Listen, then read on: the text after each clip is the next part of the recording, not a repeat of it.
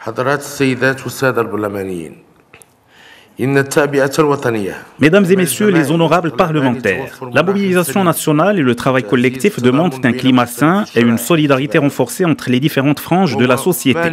C'est précisément à cela que nous nous employons par l'adoption de réformes, de mesures économiques et sociales visant à améliorer les conditions du vivre ensemble en faveur de tous les Marocains et à réduire les inégalités sociales et spatiales.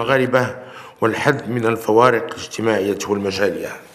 فالمغرب كان وسيظل إن شاء الله. Par la volonté de Dieu, le Maroc restera une terre où prévalent la solidarité et la cohésion au sein de chaque famille, à l'intérieur de chaque quartier et au-delà, à l'échelle de toute une société. Dans les médinas, par exemple, les façades et les portes extérieures des maisons offrent depuis toujours le même aspect. Cette uniformité affichée au dehors ne renseigne guère sur les différences de niveau de vie des familles qui y résident, si bien que pour s'en rendre compte, il faut carrément s'introduire à l'intérieur. Les liens d'unité et de cohésion entre les Marocains ne se limitent pas à l'aspect extérieur, ils puisent au-delà dans les valeurs de fraternité et de concorde si profondément enracinées dans les cœurs et dans l'esprit de solidarité qui les unit dans les heures fastes comme dans les épreuves difficiles. Nous veillons à raffermir ces liens indéfectibles qui unissent les Marocains depuis toujours.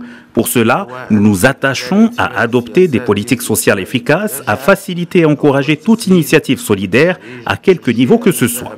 À cet effet, nous appelons à une simplification des procédures susceptibles d'encourager les différentes formes de dons, d'actions bénévoles et d'œuvres caritatives et d'appuyer initiatives sociales et entreprises citoyennes.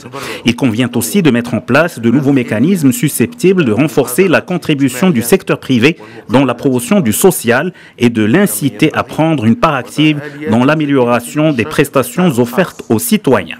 Cette contribution doit se faire aussi bien dans le cadre de la responsabilité sociétale des entreprises qu'à travers le lancement de partenariats publics-privés dans le domaine social.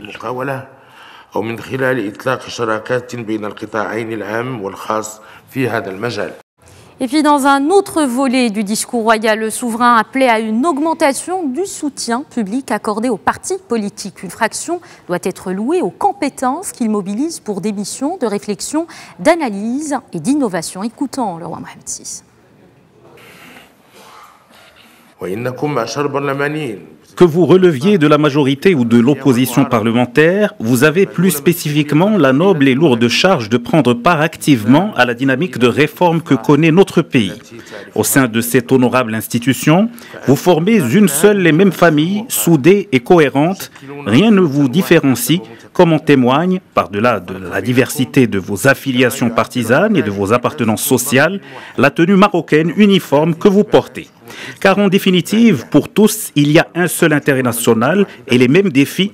Pour tous, ce qui importe par-dessus tout, c'est le produit de votre effort collégial. Nous sommes soucieux d'accompagner les formations politiques par une incitation à rénover leur méthode de travail dans le but de rehausser la performance des partis et, in fine, d'améliorer la qualité des législations et des politiques publiques.